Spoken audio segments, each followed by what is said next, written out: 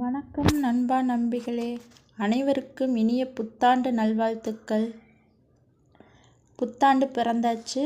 இந்த வருஷம் நம்ம எப்படி ஸ்மார்ட்டாக சேமிக்கலான்னு இந்த வீடியோவில் பார்க்கலாம் வாங்க. ஃபஸ்ட்டு நம்ம கோலை செட் பண்ணிக்கலாம். முதல்ல எதுக்காக சேமிக்க போகிறோம்னு ஒரு இலக்கை நிர்ணயிச்சுக்கலாம். கார் வாங்கலாமா, வீடு வாங்கலாமா, இல்லை எமர்ஜென்சி ஃபண்டுக்காகவா, இப்படி ஏதோ ஒன்று நமக்குன்னு ஒரு இலக்கு. சம்பளம் வந்த உடனே செலவு பண்ணாதீங்க நண்பா நண்பிகளே. முதல் வேலையாக ஒரு தொகையை நம்ம சேமிப்பில் வைக்கணும். மீதி பணத்தில் செலவு செய்யலாம். அதுக்கு நம்ம முதல்ல பட்ஜெட் போடலாம். வரவு செலவு கணக்கை துல்லியமாக எழுதணும். 50% தேவைக்கும், 30% விருப்பங்களுக்கும், 20% சேமிப்புக்கு ஒதுக்கலாம். இது இப்போ இருக்கிற பிரச்சனையில் நம்மளால் முடியாது அப்படின்னா சம்பளம் வந்த உடனே மாதம் 1000 ரூபா எடுத்து வச்சுக்கலாம். இந்த 2020 மொதல் மாதம் நம்ம 1000 ரூபா சேமிப்பை எடுத்து வச்சுக்கலாம்.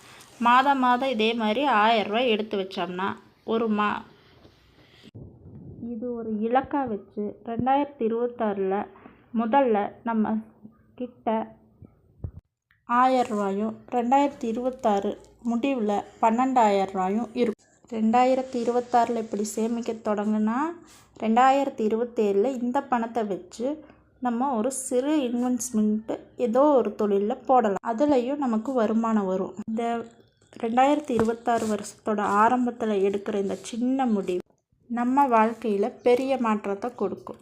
வாங்க சேமிக்க ஆரம்பிக்கலாம். இந்த 2026 நம்ம வீட்டில் ஒரு மாற்றத்தை உருவாக்கலாம் நண்பா நம்பிகளே. இந்த வீடியோவை பிடிச்சிருந்தா நம்ம சேனலை சப்ஸ்கிரைப் பண்ணுங்கள், லைக் பண்ணுங்கள், ஷேர் பண்ணுங்கள்.